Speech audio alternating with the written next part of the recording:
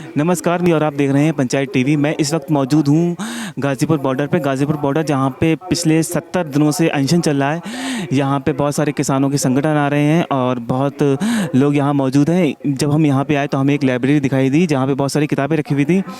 मैं इस लाइब्रेरी के ओनर से ये जानने की कोशिश करूँगा कि यहाँ पे उनकी लाइब्रेरी लगाने का मकसद क्या है और वो यहाँ पे कहाँ से आए हैं। मैम, आप कहाँ से हो?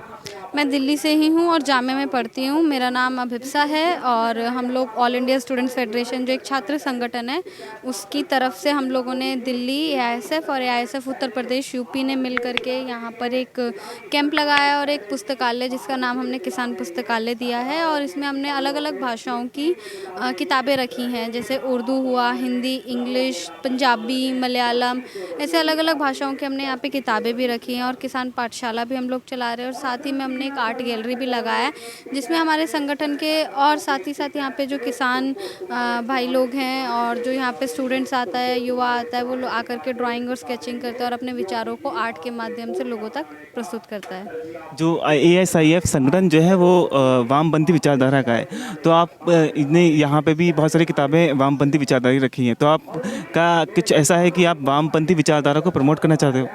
देखिए, ऐसा कुछ नहीं है कि यहाँ पे हमने सिर्फ वामपंथी किताबें रखी हैं। यहाँ पे हमने साहित्य की भी किताबें रखी हैं, हमने काले कानून की भी किताबें रखी हैं, यहाँ हमने बच्चों के पोएम्स और इस तरीके की तमाम हमने कबीर की किताबें रखी हैं। यहाँ पे हमने अलग अलग हमने रखा है। ऐसा नहीं है कि खाली कुछ सिलेक्टेड आइडियोलॉजी बेस्ड ही हमने यहाँ पर किताबें रखी है और हम सिलेक्टेड आइडियोलॉजी को ही आगे मतलब लोगों तक ऐसे कर रहे हैं, इस तरीके का कुछ नहीं है। हमने यहाँ पे सारी चीज़ें रखी हुई हैं जो अभी इस संघर्ष में लोगों को पढ़ना चाहिए ताकि उन चीज़ों को जान करके लोग संघर्ष के लिए और आगे तैयार हो पाएँ।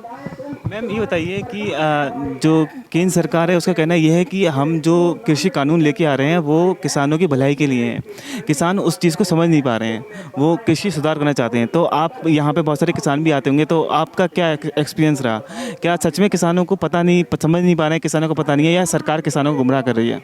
देखिए, इसमें पहले इसको थोड़ा समझना होगा। पहली बात ये कि केंद्र सरकार जो है वो ये कह रही है कि ये जो बिल है वो किसान की भलाई में, तो वो किसान की जो भलाई में जो कुछ पॉइंट्स हैं वो केंद्र सरकार ने अब तक क्यों नहीं गिनाए। दूसरी बात, अगर उन्हें लगता है कि ये बिल जो है वो किसान की भलाई में है तो वो क्यों संशोधन करने के लिए तैयार है, क्योंकि अगर कोई चीज़ अगर अच्छी है और बिल्कुल परफेक्ट है तो उसमें संशोधन की तो ज़रूरत ही नहीं होना चाहिए।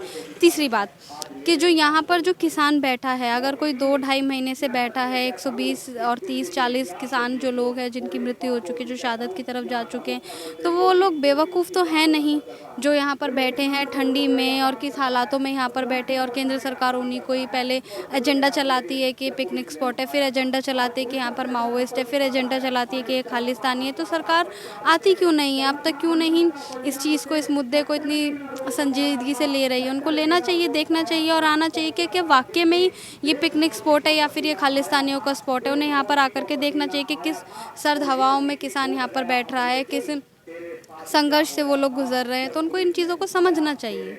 लगभग कितने बच्चे यहाँ पे आ जाते हैं पढ़ने के लिए? कितने किसान यहाँ पे आपसे बात करने आते हैं, जानने आते हैं? यहाँ पर लगभग 20 से 25 बच्चे आते हैं जिनको हम अभी बहुत ज़्यादा बेसिक सिखा रहे हैं, जैसे अभी अल्फ़ाबेट सिखा रहे हैं, यहाँ से अनार सिखा रहे हैं, गिनतियाँ सिखा रहे हैं।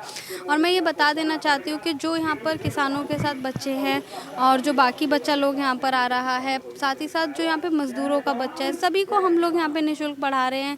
सामान जो होता है जैसे कॉपी हुआ, पेंसिल, रबड़ शार्पनर, ये सब लोग हम लोग ही ऑल इंडिया स्टूडेंट्स फेडरेशन की तरफ से हम लोग उनको देते हैं और पढ़ा रहे हैं। तो आप कब तक रहोगे यहाँ पे? देखिए, हम लोग कमिटमेंट के साथ आए हैं, जब तक बिल वापसी नहीं तब तक घर वापसी नहीं। ओके।